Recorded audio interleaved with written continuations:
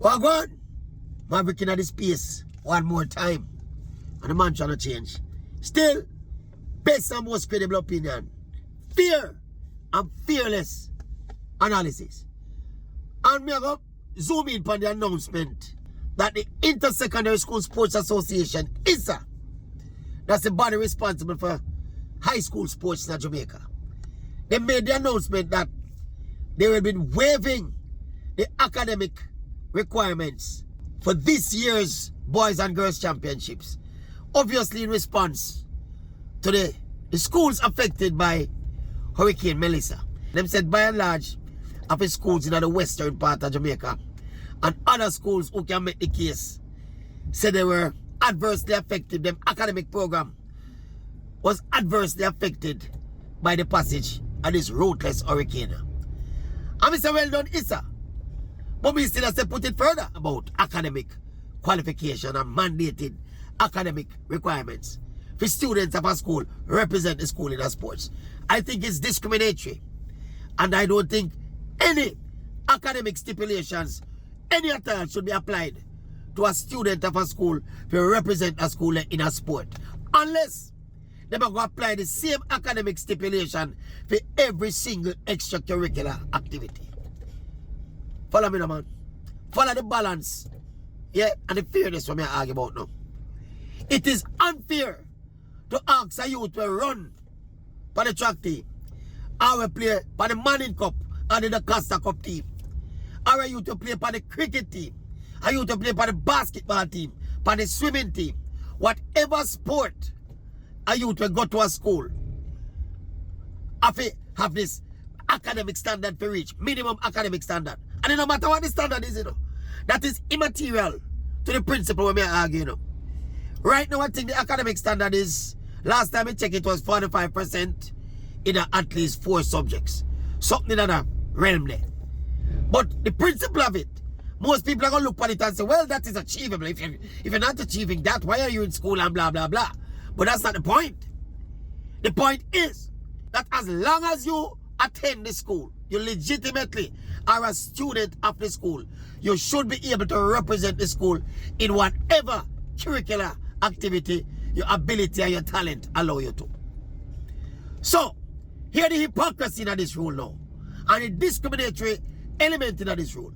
I want to tell you, if Jamaica was a place for versing a lawsuit, and legal pursuit, this could continue, And if a certain class of Jamaican students were being affected by this rule, it would have reached a courthouse already, Because here the hypocrisy and the double standard with the rule, You see, a youth will sing by the choir, all together sing, or a youth will in the cadet corps, or in the scout unit, or in the key club. None of them other extracurricular activity there require mandate a student to pass whatever subject at whatever standard. No. It is only the youth to kick a football, or run a race up a champs, or play for the basketball team, or play for the cricket team. Why? Why? A decade may ask a question there, And I was told that, well, the sports people, they will abuse the situation and just come to school to play sports. So what? The man will come to school and only sing for the choir. He's allowed to do that. But the one who play football can't do that. Totally discriminatory. You see, if they're going to apply a rule like this, apply it across the board.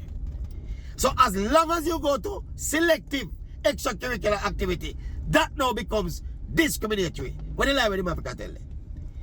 If them try this in America, some little suburban parents sue the school and sue Issa, and you have to reinstate them youth and let them not do nothing in high school. Because as long as them can show, say, but that kid who is on the key club, did he meet the specific mandated academic requirement? No, and there's none for him. What? Then why you put that for my youth? Because my youth choose to play basketball, I choose to play football? Discriminatory. So you think you see what Issa do? When they waive the academic requirement now, they need to, or something where they need to do permanently, in my view. I mean, they need no crowd. If you agree with me on that opinion, this is something that has been well thought out by the Maverick. Remember, me used to play high school sport, and I know that's something they go.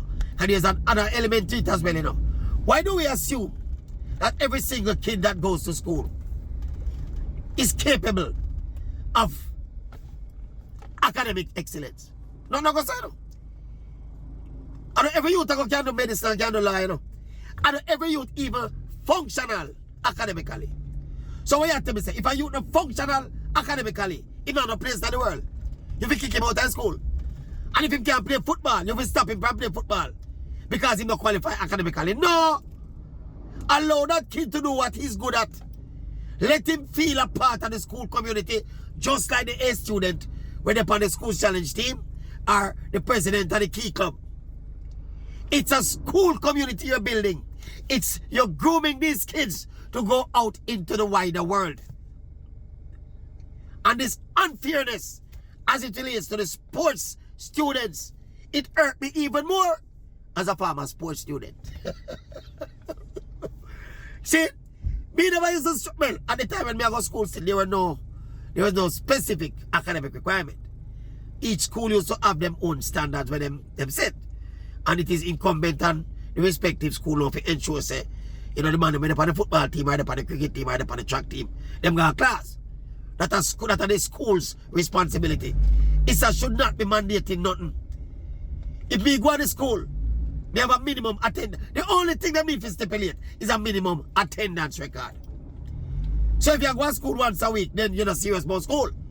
But if you go to school every day, or the odd day I miss because of whatever emergency or something, then I am a bona fide student at the school who should be able to represent the school in whatever activity the ability enable me to.